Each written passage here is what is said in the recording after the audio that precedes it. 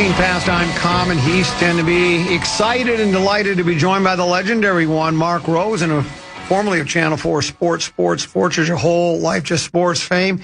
Day number, I think, 8 or 9 of your knee replacement recovery? 8 or 9. It's like 23. Oh, has it been that many? I'm sorry. 3 weeks since I had the surgery. Oh, yeah, 3+ I lost weeks, track, sorry. I wish it was 8. No, I'm glad it's not 8 or 9. Those were the worst days of So the where are we ordeal. right now? How are you doing? I had my best night's sleep I've had since the procedure, and I'm a good sleeper, and it's the first time I've slept kind of, I get up a couple times, but I go right back to sleep.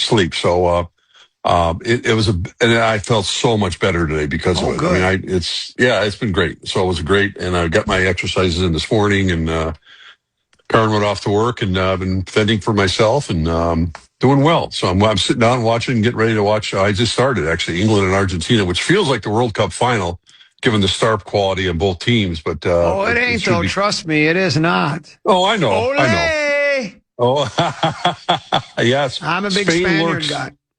You are. Yeah, I know you are. I'm, if you had a choice to go on a vacation, this is one of your two choices, either Spain or Blaine. Where would you go?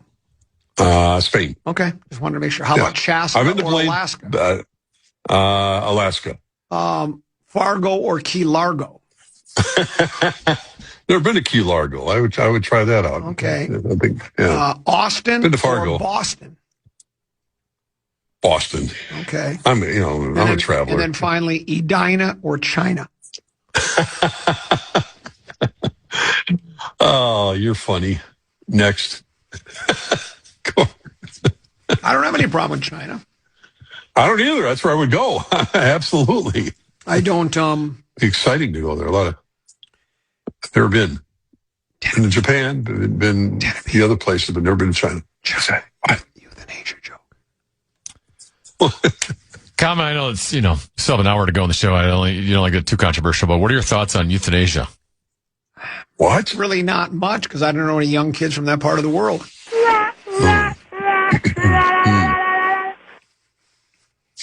It's a pretty good line. I always love That's that. a good line. You don't even have to send that to rewrite and punch it up. Well, how about that All-Star game last night? That was pretty good. Was it? You didn't watch 1 second of it. You're right. I forgot it was even on. I did not watch 1 second of it. I watched 1 inning of it, and I happened to catch it right when Joe Ryan was pitching for the American League, and he gave up a single, then he had 2 strikeouts, and he gave up, then he had a pop-out. So the American League dominated. Philadelphia hosted it. I'm sure they were a very good host. I did see the introductions. I should say, I stand corrected. I saw the introductions, and of course, any Yankee player that was introduced, the Philadelphia fans were loudly booing him. Well, that's part of, they're the Yankees. But I didn't see much of the game. I had some dinner after that, and I turned it on, and it happened to be the 1 inning that Joe Ryan was pitching, and the American League dominated. Their pitching staff dominated. I think the Philadelphia fans, they had to be a little frustrated. They wait so long to get the All-Star game. And we've talked about this before, where All-Star games, for the most part, are entertainment based. I mean, they're whether it's the NFL's given up on having an actual game. They just do a skills competition, much the way the NHL has kind of gone that way, and the NBA is definitely kind of that way. Major League Baseball is the one sport that remains like, listen, we're going to play the game the way it's played. And they sprinkle in a whole bunch of stuff on the telecast when players are mic'd up, et cetera, et cetera. But for the most part, the pitchers that are going out there know they got basically 1 inning to go show their stuff, so they're not holding back at all. Right. So it wasn't very entertaining. Certainly for that the National League, they didn't score. I think they got a couple of hits. That was about it. So I mean, you're watching a baseball, you're watching an All-Star game, and I'm thinking, man, that would be really disappointing. I mean, you get the home run derby, which I think has lost a lot of luster, and now you got the game itself. I'm going, I don't know how you change it. Maybe the MLB will change it. I don't know if I'm alone. I don't know what you wolf mean. Out there. Change it. But what would you want to see? Well, instead of having an actual game, having more of a. I thought you always told me that the All-Star game was the best one because it was more like the real game. I have felt that way. I have, and I'm not trying to dissuade that. I'm just saying I'm looking at it from an entertainment standpoint, wondering. For instance, if the fans in Philadelphia last night kind of feel like, that was just another baseball game, and I saw the American League just dominate. We didn't get more than 3 hits. We didn't score a run. There was nothing to cheer about. and we all went home. It was fun, but we all went home. I don't know. Are they supposed to throw underhanded to the National League after it's 4-0? I don't know what the suggestion would be other than, and I'm not one to, you're right. I'm a traditionalist. They had a phenomenal, I saw the 5-minute piece they did about baseball. I think you would enjoy it. I think you can be a sentimentalist at heart. Growing up when kids are riding their bikes to the ball game, and they had some really cool little snippets of great moments in baseball history that were interjected in that. But I really don't know. Maybe I'm talking out of my butt. I got the solution. Don't have one. Who cares? Well, it's a waste of time. Pro Bowl is a waste of time. Think about how bad they are. The Pro Bowl had to change what they do because it was such a bad product. The NHL had to change what they do because it was such a bad product. The NBA had to actually incentivize these guys because of such a bad product. Baseball was the only one that was the closest, and I think it was because, this is my theory, basketball, the players just don't want to play that hard. Hell, they don't even want to play defense during the regular season. Why would they want to do it during the All-Star game? The hockey players are the same thing. Nobody's going to check and slam each other into the boards and go down and block a puck, right? In football, they don't want to tackle and blight. You know that back in the day, the offensive and defensive linemen had an agreement. Let's just push on each other a little bit and don't exert a lot of energy. I won't sack the quarterback, and you don't sack the quarterback, and I won't pancake you. Sounds great, and that's what they did. And everybody saw that it was just terrible, so they changed everything. Baseball was the one, as long as you're on the mound, you're not going to want to get lit up. And as long as you got a bat in your hand, you're going to go, well, I may as well try in my at bat. And if a fly ball comes, you're not going to go, I'll just let it drop in for a single. You're going to go and try. Baseball is the purest form of the game in an all-star format. And from what I understand, I never watch them, but I see the scores. Last few years, we've had a lot of 2-1 games, 3-2 games. And I like pitching. I don't want to see a 10-6. I don't need to see home run derby during the All-Star game. That happened the night before. A 4-0 game sounds like a good game to me, but what do I know? Well, I don't know. Maybe it's my own view of it. And I was, always been kind of an American League guy, having grown up here and rooting for the American League. And we're not going to have any more, Pete Rose, Ray Fosse moments where Rose barreled over the catcher in an All-Star game, one of the most controversial plays. Ruined his career, ruined Fosse's career. Absolutely. And, of course, a couple of years ago, wasn't that long ago, when the winner of this game had home field advantage in the World Series. They thought that was going to make teams try harder, or to make something more at stake. Not to try harder, but just have something at stake, and that wasn't that good of an idea either. No, it really wasn't. So maybe I'm just, I'm throwing stuff against the wall here, but I'm a purist as well. I love the game, and I wasn't minding it. I'm just saying. If I'm a Philly fan, wait for all these years to get All-Star game tickets. We had a good All-Star game here. Cheaters last year, the American League, and, Glenn Perkins ended up getting the save, in that game at Target Field, and the American League won the game, and it was entertaining. There were runs scored on both teams. It turned out to be a very, very successful All-Star game and All-Star weekend. And I don't think it's going to change. I don't know if baseball has the appetite to change anything with the format. I doubt if they will. We've already seen, they had it last night a little bit, although I think I saw the one inning I was watching where you can challenge the balls and strikes. The batter does it most of the time, or the catcher does it. They have that, and try to add a few wrinkles, but that was about it. Again, I didn't really watch that much of it, to be honest with you, but I'm glad Joe Ryan had a chance to pitch well. And Argentina, England, my guess is still 0-0. Yeah, it is. They're playing in front of a packed house, as you might expect in Atlanta. And see how I guess that score? I know my soccer. You know your yes. They've had a couple of feisty exchanges already on the. How many flops on the pitch? What's that? How many guys have flopped? There's been a few. In fact, there's just one right now. I told Tenneby the other day that I've changed my mind. That's my favorite part of soccer, because the rest of it's the flopping. Yeah, because, and again, this isn't, I understand their strategies, and look at the skill to be able to move the ball from player to player in traffic. There is a skill there. I'm not denying it. It just doesn't do a lot for me. So it seems like because there's so little scoring, and it's just like more strategy, like you're playing chess. I like when they flop. I like to see who does the best flopping. It's kind of fun. I get a kick out of it. So I like flopping in soccer. I think it's the best part of soccer, flopping. There's been a whole lot of players flopping or falling on the turf or getting knocked to the turf already in the first 9 minutes of this game. So we're going to see a lot more of that. It's these two teams don't like each other. These two countries, when it comes to soccer. Argentina's the defending champ. Messi's obviously the god. He's the man. He's the guy. And Kane is the guy for England, and we'll see which one prevails today. I guess Teneby corrected me when I said there was an upset today. He said that those two were evenly matched, France and in Spain. He's right. Though France was, I guess, coming into the tournament was the favorite, but I guess that doesn't necessarily mean it was an upset. Would we consider if England wins, is that an upset, or am I wrong there too? Is England and Argentina even?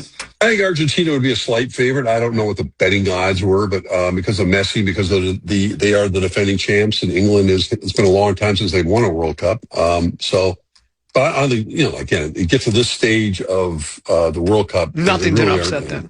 No, I wouldn't characterize it as a huge upset, but yeah. Well, good. There you go. There's my update. Maybe the best floppers win. We'll take a break. I want to get, where Twins will start the unofficial second half of the season Friday at Wrigley. Want to talk about their chances going forward, what you think they might do, and a number of other topics, including who you selected in the Power Trip Bets Open Championship.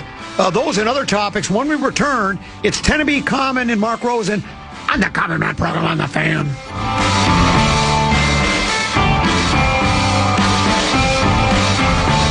Fan and BigDeck.com want to give you a shot to win bonus bucks with our national cash contest. Enter the keyword bonus at KFAN.com now for a shot at winning. The keyword is bonus. Enter now at KFAN.com.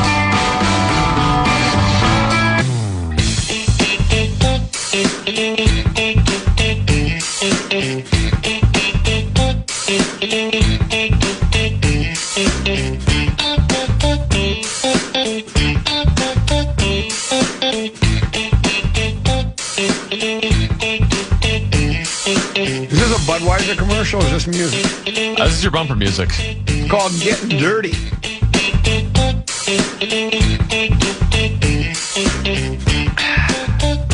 So we were doing lyrics on Rock Talk for Rock Rank. Just for fun. I'm gonna give a lyric. I'm gonna see. I don't have a prize to give. I just want to see who can respond to it quickest on correct answer on the Bradshaw and Brian KFAN text line. Here's the lyric. Watch her walk. Do you know it? Huh? Watch her walk? Watch her walk. Oh, watch her walk. Yeah, watch her walk. No, sounds a little creepy though.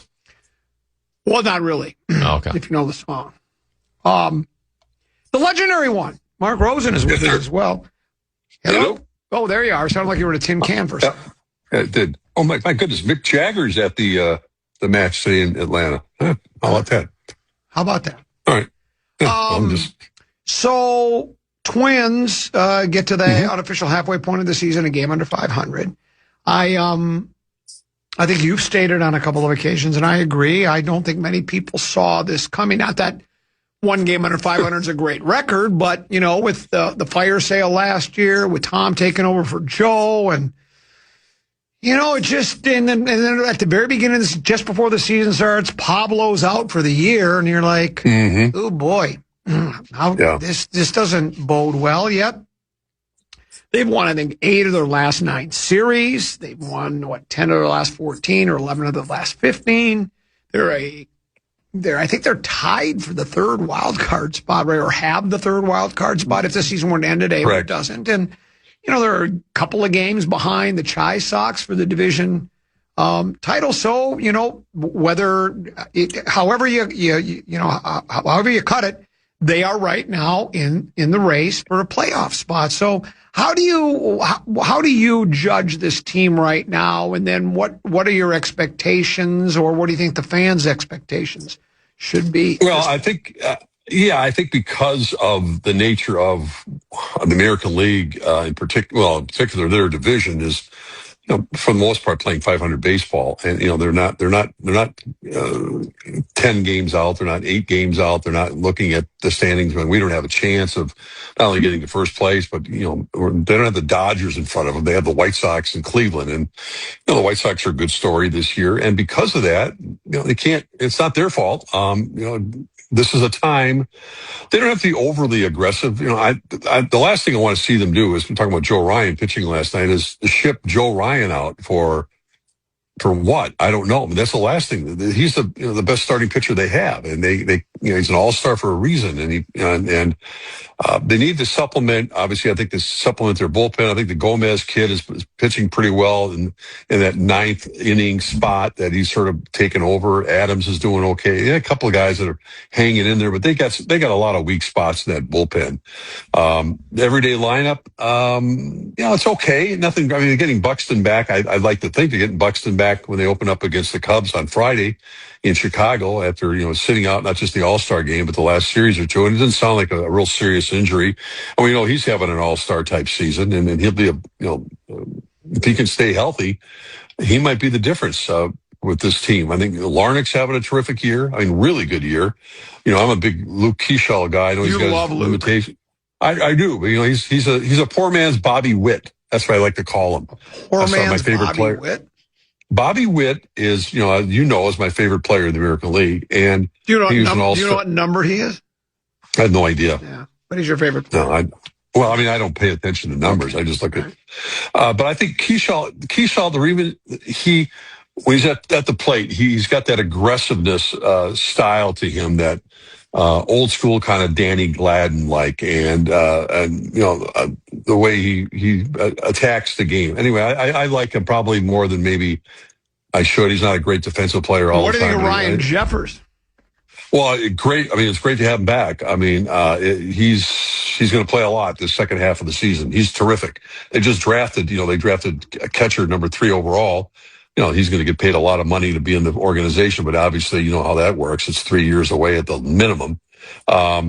Jeffers is terrific. I just think that this team obviously has got limitations. I don't think they're going to overly invest in going, hey, we're going to push all the chips in. We got a chance to not just win, make the playoffs, but do something in the postseason.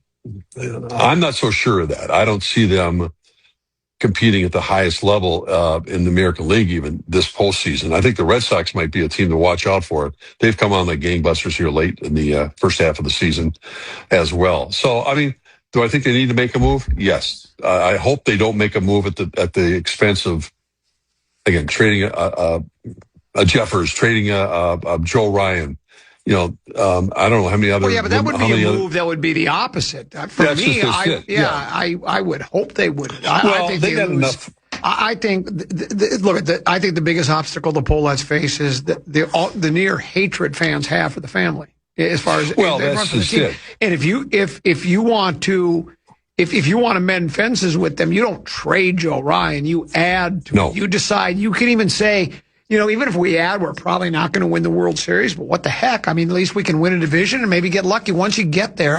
If they do that, if they trade Ryan or another key player, like to get more prospects, I think that's the biggest mistake the franchise maybe ever could make. Well, 100%. And, that's why you give up, another prospect or two to try to get, relief pitchers usually aren't that expensive. I mean, you can get someone. They just did last week. I mean, they picked someone up, actually. I can't remember the guy's name who pitched. They have 3 guys they've picked up since then. They had the goal guy, and then, go pitch Clancy, a couple times. Nancy, whatever his name is, they got, exactly. So they're adding could they could certainly add another one. I mean, maybe they can get another hitter. I don't know, but it doesn't have to cost them. It costs them, a not high level prospect, but a prospect.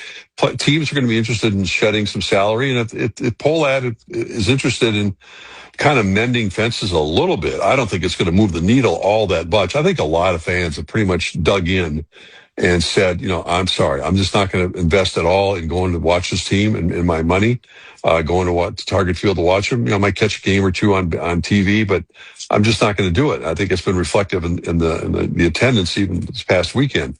So, and obviously maybe the heat had something to do with it. I don't know, but I think generally speaking, fans who said I'm not going to go support this team are pretty much stuck to their guns. I don't think it's, and they may get a few more, but maybe as the season goes on. But then you start running into, if they make the playoffs, the stadium will be sold out. They probably would. Well, of course it will be, because everybody is they're all bandwagon guys. Guys are laying it on the line. Guys are in the train room. It's bandwagon. No, it really is. No, well, I mean, everybody likes to be associated with a team that's playing well. Nobody was going to the games in early 1987, were they? No, Suddenly, all of a sudden, the stadium was packed. Oh, and guess what? 88, they were selling it out. And then when the team went in the tank, they went away in droves. Then all of a sudden, they won in 91, and guess what? Everybody wanted to be there again. Everybody wants to root for a winner. That 87 team wasn't playing much above 500 either. No. Remember that? That last week of the regular season, if I recall, in 87, they were playing Kansas City, a couple other teams. They weren't playing well, and they weren't drawing well. Of course, I was at the Metrodome, and it's September, and it's late September, whatever it is. And, nobody was all that excited about it. I mean, it's like, well, it's a fun team to watch. They got Kirby, and they got Herbeck and Viola and the rest of the gang, but it wasn't a team that was necessarily like, anyone really thought they were going to go anywhere. And all of a sudden, they played Detroit. They're big underdogs against the Tigers, and we know what happened after that. And here's a couple of other players I want to ask you about if you like them. Clay Dalrymple. Was he a catcher? Yes. See, you knew. Yeah. Remember Clay? Did you like Clay Dalrymple? I don't have any specific memories about Clay Dalrymple other than his name itself. I don't think I ever probably spent a lot of time. Was he a National League player? I think he played both for a while. Here's the next name for you. Andy Etchebarren. Oh, Andy Etchebarren was the defensive-minded catcher for the Baltimore Orioles. Who was the offensive-minded catcher that platooned with him? Oh my goodness! I'm really going back in the recesses of my brain, which is not a good thing.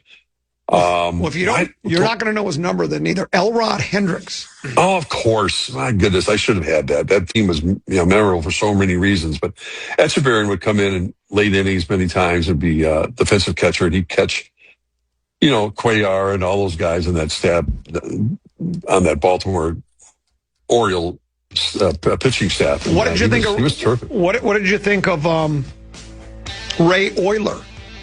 Right. Now you're really shortstop, scratching. Detroit Tigers. Not much. He wasn't that good. No, good glove, no bat. Right. Dime a dozen. Yeah, dime a dozen. Ray Euler. Well, Ray, he's got a World Series ring. He won the World Series in '68. That's all I know. Didn't have a lot to do with it, but that's okay. He got it. We'll take a break. We'll come back. One more segment to go with Mark Rosen here with Common Teneby and Mark Rosen here on The Fan. It's Mark Rosen with the Common Man on The Fan. Our iHeartRadio Music Festival, presented by Capital One, is coming back to Las Vegas. Final segment of the Grum today. I'm Comedy's Teneby. Mark Rosen here as well. Let me guess. Spain and Argentina, 0-0's the score. England and Argentina. Oh, yeah, right. England and Argentina, 0-0 is the score. It is. It's been a rather feisty first half. A lot of tugging and pulling and knocking players down, but nothing close to any penalty kicks or anything like that. So I'd say it's pretty even so far. You know what I think they should do in soccer? It should be like hockey where you can drop the gloves. Well, they don't wear. Well, I guess the goalies wear gloves. They wear those oversized mittens that you see hamburger helper guy wear. It's a great description. Let me ask you a question. Are you worried about the Twins trading Alexis McAllister, who's been pitching really well for the Saints right now? I've never heard of him. Oh, somebody wanted to see if you'd bite on that. You didn't. That's good for you. Oh, because he said in reality, Alexis McAllister is playing for Argentina right now. Oh, well, there you go. Okay. You just want to see if you do the old. I always love that one. No, I think he's pitching pretty well right now. I wouldn't give up on him. It's one of the greatest moments of all time on KFAN radio. One of my favorites. PA and Dubé, and they actually were out of character for this. They had some draft guy on. Oh, and I remember. They threw in the Johnny Kane thing. They said, "Now, what do you know about a guy named Johnny Kane? Was an intern here." But the guy that was the expert didn't want to sound like he didn't know what he was talking. We still have the audio. We'll play it someday. I remember that. He goes, well, we don't know. I think probably on seventh round, maybe an undrafted free agent. It's like, but the dude, he just didn't want to, let people think that he didn't know his stuff. Didn't know about him. I read here that says LeBron James is currently deliberating his next NBA home. Insiders report he has gathered all the necessary information, and an imminent free agency decision could be announced as soon as tomorrow. Oh my gosh. That's what I'm hearing. Is it? Because I think we all, I think, I shouldn't say we all. I think there are, I don't know what percentage of people that are paying attention to this believe that he would milk it as long as he could, and I thought he would too. That it would be like he might not make a decision until almost training camp, right? Just because these guys like to be the center of attention. But there are reports that he could announce a decision sometime tomorrow. Do you think that's possible? Is that yes, I do. Okay, I do think it's possible. I know he's been. He's got all the information from all the teams. He knows damn well where he wants to go by now. And I'm not sure I agree with the premise that the longer this has gone on, the better chance the Wolves have of landing him. I know Ant has been, he and Ant are pretty tight from the Olympic times, and that certainly doesn't hurt. And he understands what the landscape is here with the Minnesota Timberwolves, the coach, the players, the addition of LaMelo Ball, what his role would be, all that kind of stuff. The money, of course, has no factor in any of this. I think the fact that the Wolves haven't been eliminated, we don't know what the final verdict is going to be. But, he better make his decision, I think, tomorrow. I'm not saying he's necessarily holding up with the Wolves. The Wolves still have to sign a power forward. Even Chris Finch talked about it at the news conference yesterday with LaMelo. They're a very small team right now. Obviously, they got Gobert, they got Berger, but, he's a young kid. They don't know how much he's going to play just yet. But, they got to get another power forward. There's few out there. I was hoping they were going to get Hachimura, whatever his name, from the Lakers, but he signed with the Clippers. So I don't know. I don't know why I have this gut instinct that he's going to end up coming here. It's because you want him. No, I don't. I'm not going to. He's, here's why. Not a question of wanting it. That was a good shot. I just think it's kind of weird that Minnesota's even got involved with this thing. It's like Cleveland, Golden State, Philadelphia. It's like, why would the Wolves? Has anybody heard from his lips Minnesota's in the running? I've not heard him say. His agent, Rich Paul. There's no soundbite I've seen of him saying. No, and there's no soundbite from LeBron about any of these teams, really. Rich Paul's been conducting all of it, and he went through with his chalkboard thing, and he sat down with one of the interviews he did, and what the attraction would be for all these teams in Minnesota. The stuff I just mentioned, obviously. And I'm about to say something controversial. All right, that's interesting. I'll tell you why he wouldn't want to come here. Everybody says why he wouldn't want to come here. Right. Everybody says, he's got Ant and LaMelo, so he doesn't have to have all the offense. Oh, he's got Gobert and McDaniel, so he doesn't have to have all the defense, right? He's not that would mean everybody thinks he wants the easy way out. LeBron wants to be the guy. He doesn't want to go to a place where he's just going to be a bit player. He doesn't want to win it. He doesn't want to be like Durantula and go to a place where he's just a bit player. He's going to Golden State because it's a cool story for him and about the only guy. If you think of all the guys during LeBron's era, how many of them can you say he's on the same level as LeBron? There are a handful of them. The only guy playing right now would be Steph Curry. Join Curry. Draymond does a lot of the dirty work, and he's not going to overshadow what LeBron does. LeBron and Steph, a 1-2 punch of Batman and Robin, and if they can get street clothes, he's going to Golden State. I don't think there's any ifs, ands, or buts. He doesn't want to go somewhere. Well, he's going here because he doesn't have to play as hard and he doesn't have to be the main. He wants to be the guy. This guy thrives on that. That's why he's one of the greatest of all times. He's not coming to Minnesota. There's not a chance. Huh? Hello? No! That's my take. And I'd love him to come here. It's too controversial. He didn't even want to respond to that one. And look, I hope I'm wrong. I hope he announces tomorrow, I'm taking my talents to Minnetonka Beach. Well, I still think it'd be a shock if he came to Minnesota. Until my cat Willow, who's running around here somewhere, I did not announce a framework of a deal with the Timberwolves. So go eat your. But you know what I'm saying about know everybody's saying, well, he'll come here because he doesn't have to, they won't have to lean on him for scoring and they won't have to lean on him for defense. I think he likes when they lean on. He wants help, of course. He's not going to go to a terrible. You're not going to go to the worst team in the league. But I think he likes it where I'm still one of the better players, man. I don't need any. So I just think of anything. I think what intrigues him is being with a guy that's basically on the same level. If you think of all the players in the league that have played during his time, there are some that are pretty close to the same level. I think Steph really would be the only guy that could say, I'm as good as you. Look at my points. Look at my titles. Look at what I've done. I think he'd love to team up with Steph. And Draymond. It'd be kind of the senior league if you look at it that way. But I agree with you that LeBron doesn't want to go out in his last year, averaging 8 points a game, et cetera, looking like just this kind of a mailing it in kind of, superstar that's the end of the rope. No, he wants the ball in his hands the last couple minutes of the game single time he's out there. 100%. So that ain't going to happen with Ant and LaMelo. It ain't happening here with those two guys. There's not enough basketball to go around with those three guys. There won't be enough with LaMelo and unless LaMelo really is a distributor. Maybe he is. I don't pay close enough attention to his game. But he can't. He is, but he also likes to shoot the ball. But at the same time, Cleveland might be the best match because that's going back home. He's already won a title there.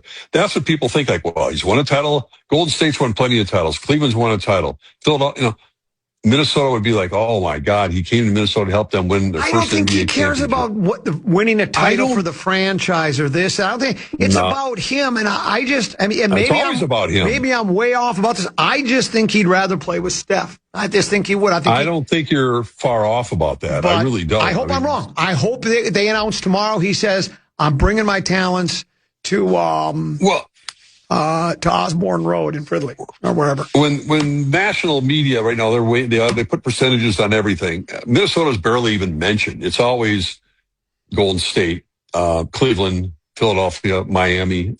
Minnesota is not even in the top four when it comes to most of the experts. It would be a thunderous upset if Minnesota ended up with LeBron James from a national perspective. You could just see it now. I mean, wait, he went where? To Minnesota?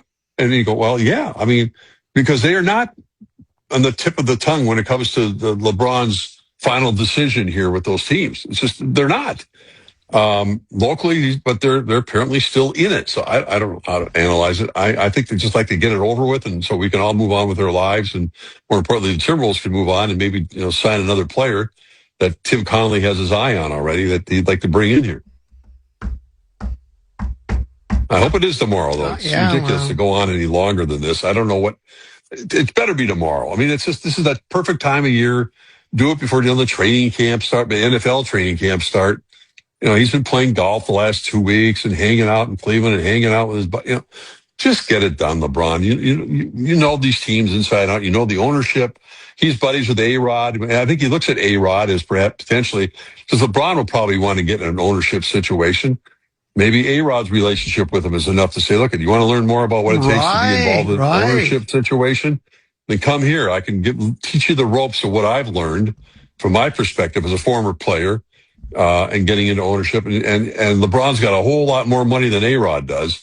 So, I mean, that might be an attractive part of the equation more than as much as playing his last year here. Who knows? A lot of rumors on X. There's a screenshot that shows someone who bought a large billboard of LeBron saying, we got him. Wait, what? I Yes. always love that one. Also on X, there's a screenshot of someone chatting to a friend who's a realtor and said that an LA athlete has bought a house in Minneapolis. I don't know what to believe anymore. I don't know what to believe. I always love that. I mean, are those rumors? Are those people, you can Photoshop and do all those things nowadays. AI, yeah. Yeah, and there's so many things you can do. You don't have to worry about AI here. We don't have intelligence, artificial or any other kind, really. Not this station. Not this station. Artificial, real, it doesn't. Oh, man. Well, we'll see. Yeah, it won't be. I hope it all points like get it done tomorrow. Otherwise, LeBron, as much criticism you got before, don't milk this any longer. There are Just several. do it He tomorrow. should set up a TV show on ESPN, like a half-hour television that's a great show, idea. talking about his decision. Wow, that's never been done before. Interesting. You could call it the decision. I like that. Yeah, it's got a nice ring to it. I think people would watch. And then he should take his talents to Minnetonka Beach. There are a number of people text messaging and says Rosie knows something and he's not telling us. What do you know, Rosie? Do you know? I don't. I talked to every source I could get a hold of today, and mum's the word, including Charlie. What did Charlie say? Does he know? He's tired of the whole thing. Honestly, no, he doesn't know. He doesn't know. I mean, I think he'd be. Listen, he understands what moves the needle, and LeBron coming here would mean a lot. What about? But he doesn't know anything. What about the Timberwolves version of Karin? Because Karin knows whoever that person is and would get the information. Yeah, she does. Yeah. So what about that person?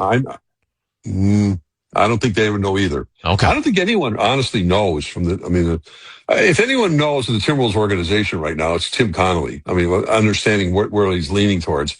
But LeBron has been so tight-lipped about all of this that nothing is leaked. Everyone's speculating, and and that's the beauty of social media and X and everything else, because everybody, as Denny Green said, everybody's got an opportunity to opinion, and everyone doesn't have to agree with it. Right now, more than ever, everyone's got an opinion about it. It means nothing until he makes up his mind. What difference does it make who the favorite is about what team he's going to land with? It's like, okay, what was that like? It didn't matter. Have you seen Doesn't matter. Have you seen the Odyssey yet? Oh, I can't wait. No, it's not out yet. It's not coming out up yet? this weekend. Oh, okay. No, it's Are you going this people weekend have then? seen it. No, I'm probably going to wait another week. Number one, I want to get a little healthier. Number two, because just sitting in a theater for 2.5 hours or whatever, I cannot wait to see this movie. It's of all the Christopher Nolan movies, you got to see it in IMAX. Obviously, he's the first director that's ever made it totally on IMAX, and to understand that process is exhausting. And it's got 98%, 99% of Rotten Tomatoes, et cetera, et cetera. Really? I mean, I can't wait. Yeah, it's going to be the biggest blockbuster we've had in a long time, and I'm very anxious to see it, but I'm going to have to probably wait for another week just to be more comfortable sitting in the movie theater, I think. But How I'm going to go see How about your interest in Minions and Monsters? I'd see it. I wish, it's interesting. The passing yesterday of Sam Neill, the actor who played Dr. Grant in Jurassic Park. Yes. I texted with my son, who's 40. And he was right in that wheelhouse when Jurassic Park came out. He was 8 or 9 years old. I reminded him that I went to the Edina Theater by myself to see the movie, to see if it was okay for Nick to be able to go see the movie. And I'm laughing about it too. He laughed about it too. I said, yeah, you can handle it. You can handle the velociraptors running through the kitchen, et cetera, et cetera. But I mean, that's for the millennials. That movie meant more, and Dr. Grant meant more to them than any other movie of their generation. Which one? And it's great. Jurassic Park. Oh, yeah. I mean, and what Dr. Grant meant to the way he dealt with the kids in the movie, et cetera, et cetera. But it was a loss. I mean, I felt it yesterday, and but more importantly, I think that his generation felt it, because it was kind of the passage of time for of a generational movie like Jurassic Park that Spielberg made, and it was tremendous, and he was really good in it. Yeah. Yeah. Do you remember so you're going to ask me? Do you remember the movie The Fly? The original or the one with Jeff Goldblum? The one with Jeff Goldblum. Oh, sure, I remember it with Gina Davis. Yeah. Yeah, I remember that. Go see it. It was a gritty movie, that's for sure. I remember the original one, but I never saw the original one. Yeah, this was well done. It was really. Jeff Goldblum is one of my favorite actors. He's terrific. But yeah, he and Gina Davis, I think, were partners at the time, married at the time. I don't know, but God, that was a good movie. This one says, text messages, Bradshaw and Bryant, KFAN text line, says, am I supposed to believe Rosen doesn't have advanced screen tickets for the Odyssey? You do, don't I don't. you? Yeah. No, why would I lie? I would be proud to tell you I got advanced tickets. I'm not comfortable enough to go sit in the movie theater right now for 2.5 hours. I mean, I just be too hard for me. So I want to be comfortable. I'm going to wait a week and let the crowd settle down a little bit, and I'll go next weekend sometime or next week sometime. Yeah. Go to an afternoon matinee, at, whatever it might be. So I'm definitely going to go see it. The zoo had the biggest screen, the IMAX screen. They don't have anyone, I don't think, in town anymore. There's IMAX theaters. Like I go to the one in Southdale, and if you're going to go see Odyssey, you must see this on IMAX. Don't accept anything less, because that's the way Christopher Nolan made this movie. He shot it entirely on IMAX. It was extremely expensive, extremely difficult to do, especially with the locations they were at. And reward all of that by going to see it in IMAX. You just have to. And that's what I'm going to do. Yeah, I think a lot of people are going to probably do. Yeah, they are. I think I watch the Open starting tomorrow. So there you go. Yeah. Who'd you pick for the Open? John Rahm was my guy.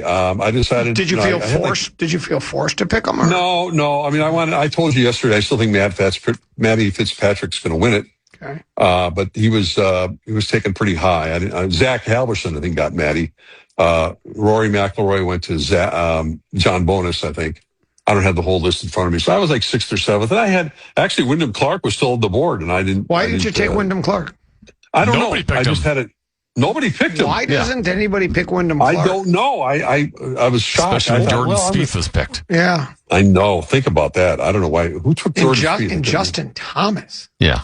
I know. Those are two really odd picks.